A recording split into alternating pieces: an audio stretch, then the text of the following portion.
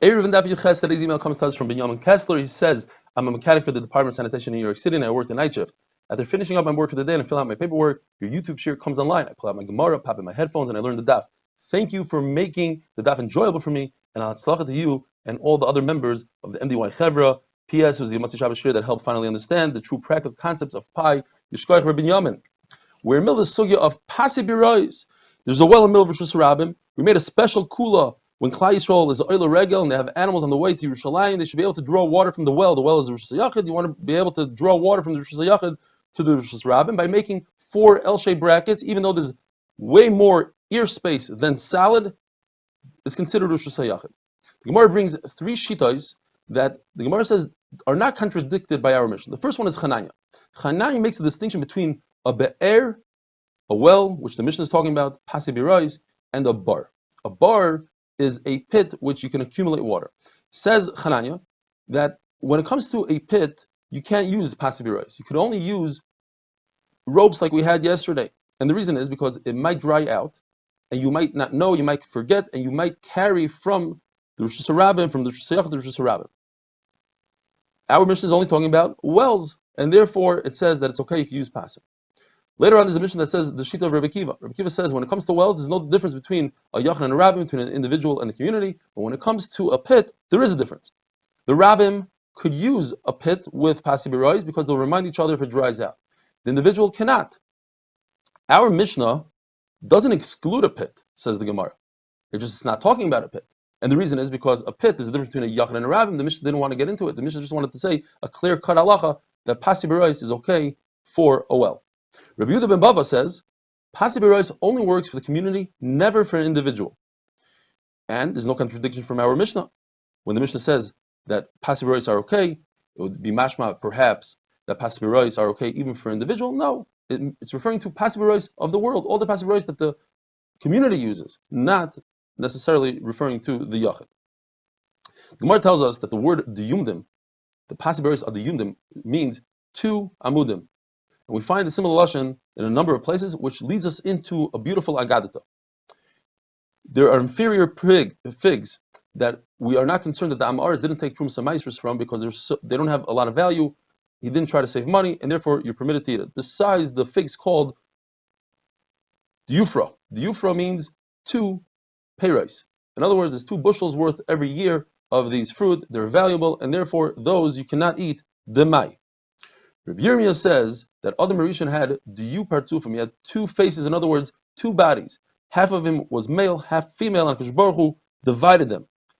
There's a Machlokes Rabbi Shmuel when it says Vayiven Hashem Elikim es hatzela, not referring to the rib, but rather referring to the side. An entire side was Chava, or one of them says Adam Rishon was born with a tail. Now the Gemara goes through if it was a tail or if it was a side. How did these different psukim fit in? It says in the pasuk, Achar v'kedin sartani. Because Baruch Hu created me front and back. Now it makes a lot of sense. If it was Adam and Chava together, there's a front and a back.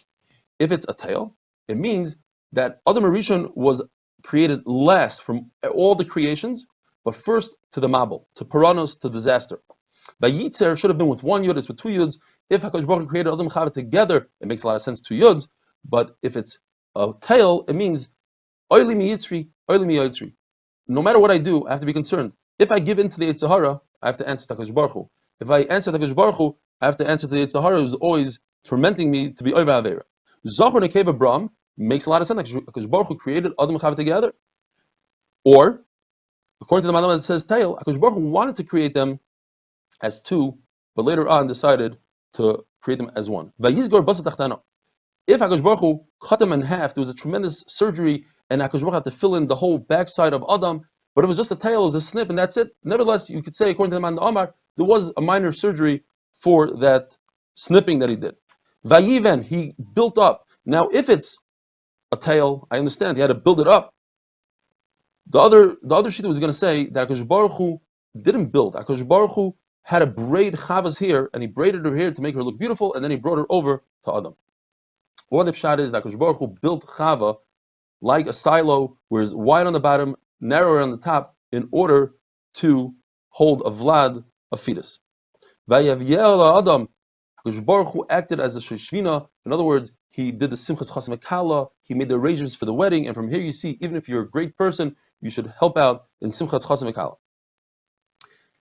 If Adam and Chava were attached, who walked forward? The Gemara says it makes sense that Adam walked first, because there's an isser to walk behind a woman, even one's own wife, you shouldn't walk behind. It's a gnai. The Gemara tells us, if you walk behind the Ishes Ish, Taisus and Brachas explains, because a person will get more and more involved until he's over Yisurim. If a person happens to be walking in a narrow place, like on a bridge, and he's behind the Ishes Ish, he must overcome her and walk in front of her.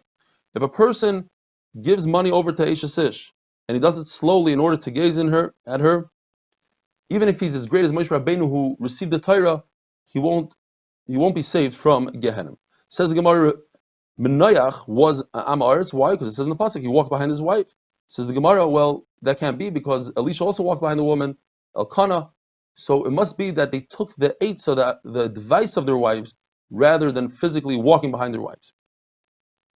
Rav Ashi says it's impossible that Menayach was such an Am Aretz that he didn't even know pre-1a Chumash, where it says in the Chumash that Rivka went behind Eliezer.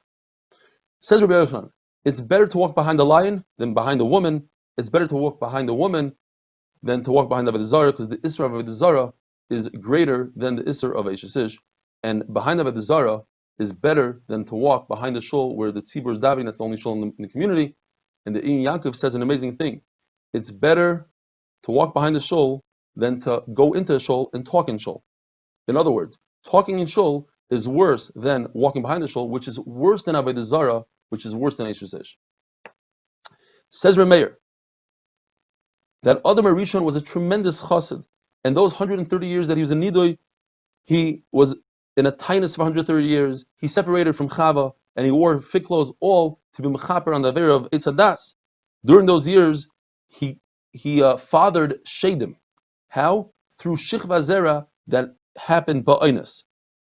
Says the Gemara that it's better to say a little bit of a person's praise in front of him, but behind his back you say all of his praise, like Hakadosh Baruch Hu said about Noach, that he's a tzaddik, but not in front of him. He said tzaddik tamim, a perfect tzaddik. The pigeon told Hakadosh Baruch Hu, I'd rather have this olive leaf, which is bitter, but it's mezainos, sustenance that comes directly from you, Hakadosh Baruch Hu, rather than getting sustenance from Noach, which is nice and sweet. Any house that has the Torah at night will not be destroyed. From the day that the Churban Habayis happened, you could use 2 oisis of Hashem's name, Kol Neshama Tehalel Ka, and if Bavel is cursed, all its neighbors are cursed, but if Shomer and Eretz Yisrael is cursed, that's a shvach for Eretz Yisrael by having the neighbors having a bracha. Have a wonderful, wonderful day.